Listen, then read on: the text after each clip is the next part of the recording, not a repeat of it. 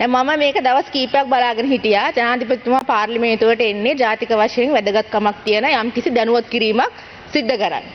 ඒ සිද්ධ කරන්න ජනාධිපතිතුමා පාර්ලිමේන්තුවට ඇවිල්ලා ප්‍රකාශයක් කරාම අපේ විපක්ෂ නායකතුමාද විපක්ෂයේ නායක අනිත් පක්ෂ නායකවරුද മന്ത്രിවරුද ඔක්කොම පූස්පටව් වගේ අහගෙන ඉන්නවා ඒ වෙලාවට.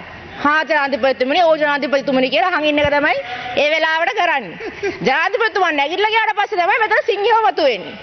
ඒක නිසා තමයි මේ පාර්ලිමේන්තුව ජනාධිපති එන එක දැන් පුස්පටව ටික ඥාව ගන්නවා. ඥාව ගා ඉන්න.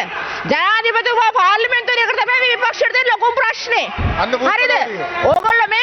ඕගොල්ලෝ ජනාධිපතිතුමාට පාර්ලිමේන්තුවට එන සම්පූර්ණ අයිතියක් තියෙනවා. කතා කරන්න අයිතියක් තියෙනවා. ජාතික වැදගත්කමක් වශයෙන් ජාතික වැදගත්කමක් තියෙන සියලුම දේවල් වලට ජනතාවට පැහැදිලි කිරීමක් කරන්න පාර්ලිමේන්තුවට පැහැදිලි කිරීමක් කරන්න ජනාධිපතිතුමාට අයිතියක් තියෙනවා. ඒක නිසා මෙතන මේ වෙන කතන්දර කියන්න ලෑස්ති වෙන්න එපා. ඕගොල්ලෝ ඒ වෙලාවට අහන් ඉන්නවා වගේ අනුත් අහගෙන ඉන්න. හරිද? මේ අපේ විපක්ෂය කියන්නේ සත්භාවී විපක්ෂයක් නෙමෙයි.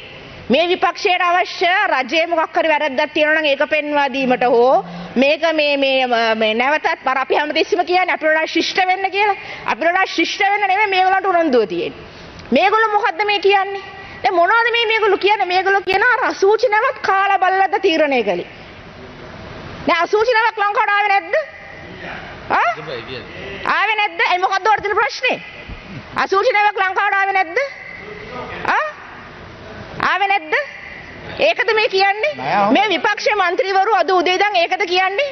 සමගි ජන බලවේගයේ മന്ത്രിවරු කියන්නේ ගෝඨාභය රාජපක්ෂගේ රජයේ කාලේ මේ ආකාරයට වංචා සහගත ලෙස ගනුදෙනුවක් සිද්ධ වුණේ නැහැ කියලාද කියන්න හදන්නේ? දැන් අද එක්කෙනෙක් ඉඳගෙන කියනවා ජනාධිපතිතුමා බොරු කියනවලු. අර නයියර පොට්ටිය තමයි මෙතන කියන්නේ ජනාධිපතිතුමා බොරු කියනවා කියලා. රටකට නයියරියා. රටකට නයියරියා. ජනතාව රැවට්ටුවා. ඔයාද නයියරිය නයි. ඔයාද නයියරිය. නැගිටලා පෙන්නන්නකෝ. මයික් එක දෙන්න. ඔයාද නයියරිය. නැගිටලා වෙන්න මූණ පෙන්නන්නකෝ පොඩ්ඩක් නයියර පෙක් කියලා බලා ගන්න. හරිද? ඒක නිසා